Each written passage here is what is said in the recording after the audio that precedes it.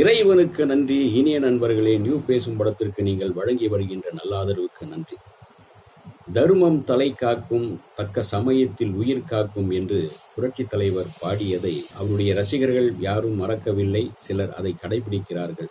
அப்படி கடைபிடிக்கிறவர்களில் ஒரு முக்கியமான ஒரு நடிகராக நான் ஒருவரை பார்க்கின்றேன்.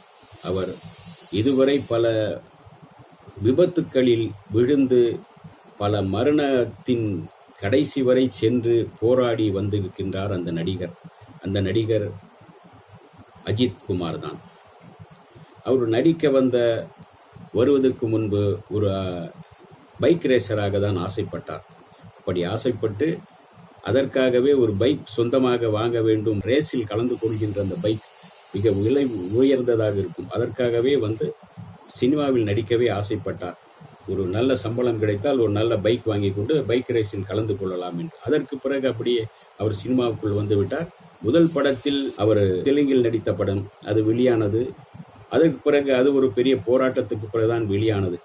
பிறகு தமிழில் அமராவதி படம் ரிலீஸ் ஆனது. அந்த படம் ரிலீஸ் ஆகி நன்றாக ஓடிக்கொண்டிருக்கும் போது இவர் ஒரு விபத்தில் விழுந்து முதுகு தண்டில் மிகப்பெரிய அடிபட்டு 3-4 மாதங்கள் மருத்துவமனையில் இருந்து வந்தார்.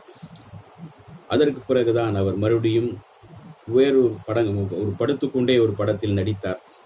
பிறகு மறுபடியும் நடிக்க ஆரம்பித்து பல படங்களில் நடித்தார்.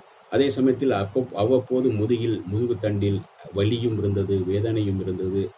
அதெல்லாம் பொறுத்து கொண்டு நடித்தார். பல சமயங்களில் விபத்துகளில் சிக்கிக் கொண்டார். இந்த விபத்துகளில் இருந்தெல்லாம் அவர் தப்பி வந்தார். எப்படி என்றால் அவர் செய்து வந்த தர்மம் தான். புரட்சி தலைவரை பின்பற்றி தான் அவர் வந்திருக்கின்றார். எப்படி என்றால் புரட்சி தலைவருக்கு எம்ஜிஆருக்கு அதாவது ஒரு கேமரா வைத்து போதும் ஒரு புது கேமராக்களை வாங்கி அதன் மூலம் நிறைய போட்டோக்களை எடுப்பார். இந்த போட்டோக்களை எடுத்து ரசித்து பார்ப்பார். புரட்சி தலைவர் தன்னுடைய உடன் இருப்பவர்கள், தனக்கு பிடித்தமானவர்கள், இயற்கை காட்சி, இது போன்ற காட்சிகளை எல்லாம் புரட்சி தலைவர் படமாக எடுப்பார். அதே போல அந்த புது கேமராவை பிரித்து போட்டு மறுபடியும் சரியாக சேர்த்து விடுவார் புரட்சி தலைவர். இதே போல அஜித்குமாரும் ஒரு புதிதாக பஜாருக்கு எந்த புது கேமரா வந்தாலும் உடனே வாங்கி விடுவார். அந்த கேமரா வாங்கி அதை உடனே தன்னுடைய படப்பிடிப்பில் செல்லும் போது எடுத்துக்கொண்டு போவார். பல காட்சிகளை போட்டோவாக எடுத்திருக்கிறார். அவர் எடுத்த போட்டோஸ்களே வேறவுக்கு ஒரு 2-3 கண்காட்சி வைக்கலாம். அவ்வளவு போட்டோக்களை எடுத்து வைத்திருக்கிறார் அஜித்குமார். இவரும் எம்ஜிஆரை போலவே அந்த கேமராவை பிரித்து மேய்ந்து விடுவார். பிரித்து மறுபடியும் இது பண்ணி செய்து விடுவார். அந்த அளவுக்கு அந்த போட்டோகிராஃபியில் ஆர்வம் உள்ளவர்.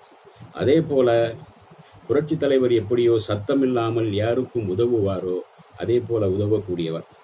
எனக்கு தெரிந்த ஒரு போட்டோகிராஃபர், அவருக்கு இருதய ஆபரேஷன் செய்ய வேண்டும். சில பத்திரிகையாளர்கள் சென்று அவர் எல்லோரிடம் சொல்லி கொண்டிருக்கும்போது இவரும் கேள்விப்படுகிறார்.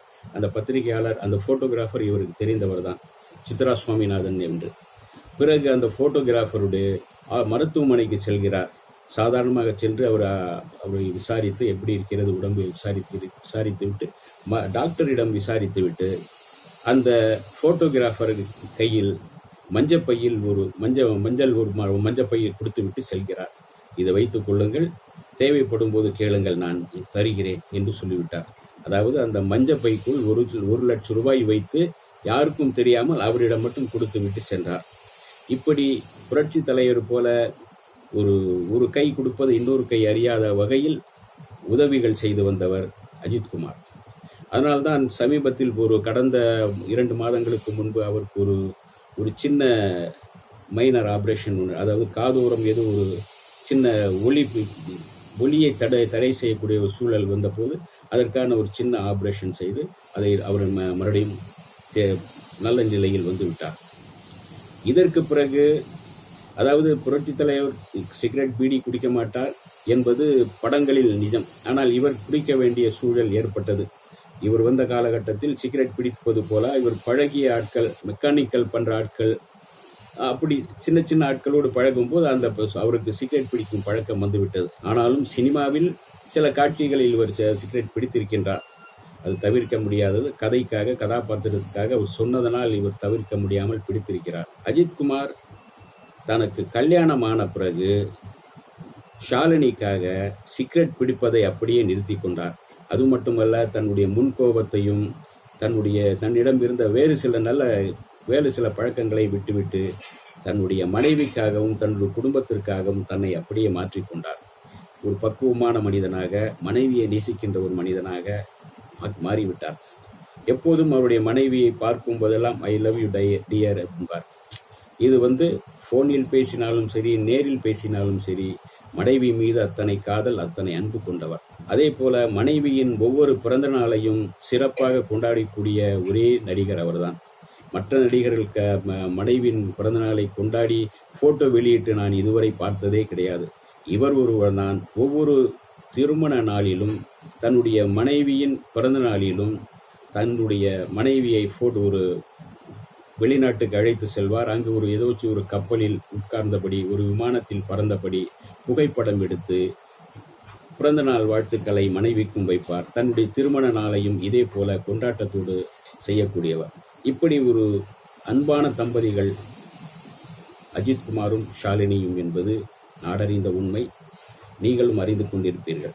இந்த வீடியோ உங்களுக்கு பிடிச்சிருந்தா லைக் பண்ணுங்க, ஷேர் பண்ணுங்க, கமெண்ட் பண்ணுங்க, சப்ஸ்கிரைப் பண்ணுங்க, மறக்காம பெல் ஐகானை கிளிக் பண்ணுங்க.